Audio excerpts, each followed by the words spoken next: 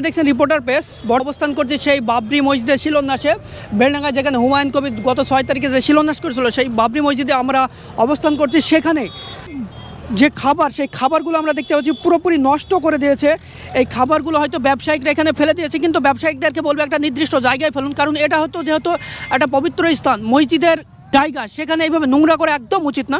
যে খাবার দেখতে পাচ্ছেন সেই খাবারগুলো ঘুগনি বানিয়েছিল, সেগুলো বিক্রি না হওয়ার কারণে হয়তো বা এখানে ফেলে দিয়েছে, বিক্রি হচ্ছে না। আপনারা যারা ভিক্ষুক বা যারা আদায় করছেন তাদেরকেও আপনারা দিতে পারেন, পাশাপাশি যারা এখানে দূরান্ত থেকে আসছে তাদেরকেও দিতে পারেন, কিন্তু এইভাবে খাবারটা অবশ্যই না ফেলা উচিত। শুধু এটা হুমায়ুন কবিরের দিকে লক্ষ্য করে নয়, এটা যারা এখানকার স্বেচ্ছাসেবক আছে তাদেরও দৃষ্টি আকর্ষণ করব, তারা যাতে এইগুলোর ব্যবস্থা নেয়। তার কারণটা হচ্ছে এইভাবে যদি খাবার নষ্ট করে তাহলে মসজিদের পরিবেশ নষ্ট তো হবেই, পাশাপাশি একটা খাবার, সেই খাবারের জন্য অনেকে মারা যায়, সেই খাবারটা আমরা আজকে নষ্ট দেখতে পাচ্ছি এই বাবরি মসজিদের স্থানে এসে। আরেকটা বিষয় যেটা বলবো, শুধুমাত্র স্বেচ্ছাসেবকরা যে সচেতন হবে সেটা নয়, এখানে যারা দূর দূরান্ত থেকে আসছেন বা এখানে পাশাপাশি যারা স্থানীয় যারা আছেন তাদেরকেও সচেতন হওয়া উচিত এই মসজিদকে পরিষ্কার পরিচ্ছন্ন রাখা।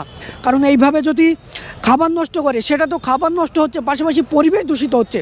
সেই বিষয়টা লক্ষ্য করার জন্য বলবো এবং দৃষ্টি আকর্ষণ করব যারা এখানকার দায়িত্ব আছে তাদেরকে, যাতে এইভাবে যেখানে সেখানে খাবার না ফেলা হয়। কারণ এই খাবারে পরিবেশ দূষণের সাথে সাথে এখানে এটা যে সৌন্দর্যটা সেটাই নষ্ট করে ফেলছে। আমরা দেখতে পাচ্ছি এখানে হাজারো মানুষ আছে, লাখো মানুষ আছে, সেই জায়গায় দাঁড়িয়ে এইভাবে একটা নোংরা পরিবেশের মতো দেখতে একেবারে পায়খানার মতো লাগছে। সেই জায়গাটা আমরা বলবো যাতে এটা নোংরা থেকে পরিষ্কার রাখা বা দূরে কোথায় একটা নির্দিষ্ট জায়গায় ফেলা হয়। ধন্যবাদ।